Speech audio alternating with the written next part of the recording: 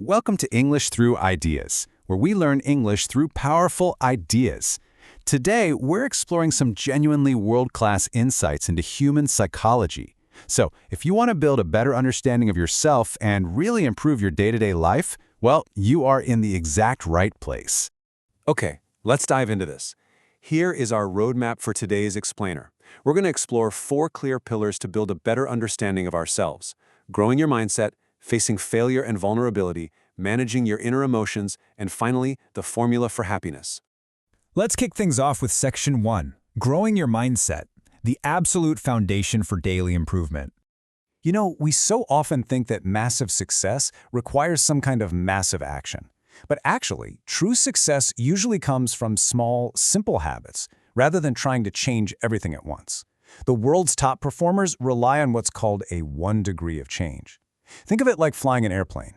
If you move your path by just 1 single degree, it might not look like much at first. But after a few hours, that tiny shift eventually leads you to a completely different destination. And this brilliantly illustrates the difference in how we view our own abilities. Think about a fixed mindset versus a growth mindset. A fixed mindset believes talent is everything. Basically, you either have the gift or you don't. But a growth mindset, that knows effort and process are what actually creates success. For example, when you're learning English and you make a mistake, a fixed mindset says, I'm just bad at languages. But a growth mindset says, hey, I'm learning, you don't give up, you just adjust and keep going. And this is exactly how we build real resilience, which is simply the ability to try new things, make mistakes, and bounce back without being completely devastated. For a long time, society kind of tried to build our fragile self-esteem by giving everyone an easy prize. But real strength happens when we praise the effort of an experiment instead of only judging the final outcome. When we focus on the process, we can bounce back from difficult moments without feeling crushed. Let's move to and see how this builds into our second section, facing failure and vulnerability and finding strength in difficult moments. Because let's be honest, when we try new things, things will inevitably go wrong. Failure is just a fact. Since it's an inevitable part of the human experience, we really should just accept it as a fact of life instead of hiding from risks. We put so much pressure on ourselves to have our lives perfectly figured out, especially in our 20s, which is a natural decade of transition anyway. But failures, they're actually just helpful clues that we use to discover what we really want.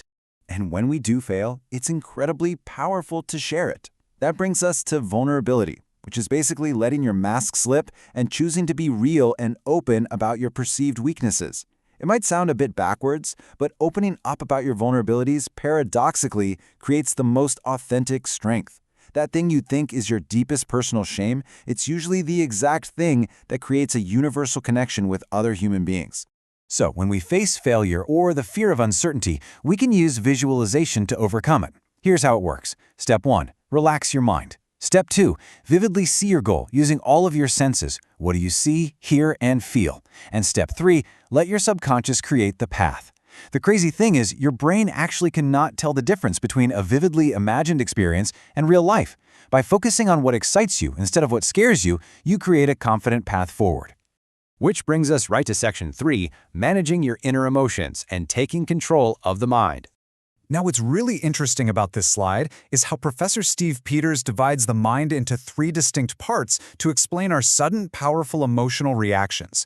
First, you have the emotional chimp, which is impulsive and focused on short-term survival. Then, the logical human, which looks at facts and reality. And finally, the computer, which holds our core programming, like values and beliefs. So, when you face a shock, like a painful breakup, your emotional chimp immediately takes over. Have you ever felt a sudden urge for impulsive revenge? Or maybe just deep sadness? Well, you have to remember that the emotional chimp brain cannot be rushed. In fact, it typically requires about 12 weeks to naturally process grief and heartbreak. This desire to react is a completely normal chimp reaction. It doesn't mean you're failing. We just have to give ourselves time and self-compassion to let it naturally process and heal. A really beautiful reminder here is the quote, "You are not your anxious brain." Our brain simply produces thoughts in the exact same way that our heart pumps blood. It's just a bodily function. This means we can just quietly observe our negative thoughts without becoming a victim defined by them. You are the observer of the thoughts, not the thoughts themselves. And that brings our explainer to its final pillar, the formula for happiness, understanding how true peace is built and maintained. We all want to be happy, right? But how is true happiness actually built? The brilliant thinker Mo Gaudet explains that unhappiness doesn't just come from the events in your life. It actually comes from comparing the reality of an event to your expectations of how life should be, or what you think you deserve. For example, rain doesn't just automatically make you unhappy, but if you expected beautiful sunshine for a picnic, well, then the rain makes you unhappy. Managing expectations is absolutely crucial. So the crucial point is that taking personal responsibility to focus on positive reality trains your brain to physically become better at being happy. The brain is literally like a gym. Because of neuroplasticity, whatever you focus on daily, whether that's worry or happiness, builds a stronger mental muscle. If you just consume toxic news all day, your brain gets really good at being worried, but you can choose to train it differently. To put this into perspective, Mo Gaudet experienced an unimaginable tragedy, the sudden death of his 21-year-old son, Ali. Every morning he woke up with the oppressive, painful thought, he died.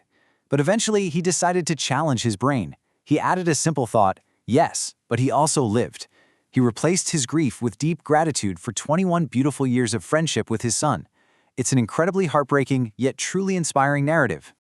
And this leads us to what we can call a Jedi Master Flowchart for handling difficult moments. Step 1. Ask yourself, is this negative thought actually true? Step 2. If it is true, can I do something about it? If yes, take action. And step 3.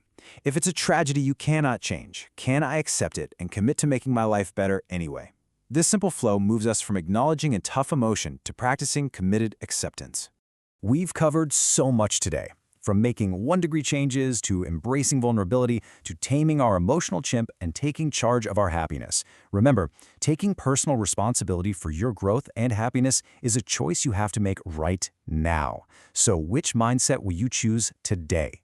Thank you for learning with English through ideas. If you enjoyed this video, please subscribe for more ideas, more English, and more growth.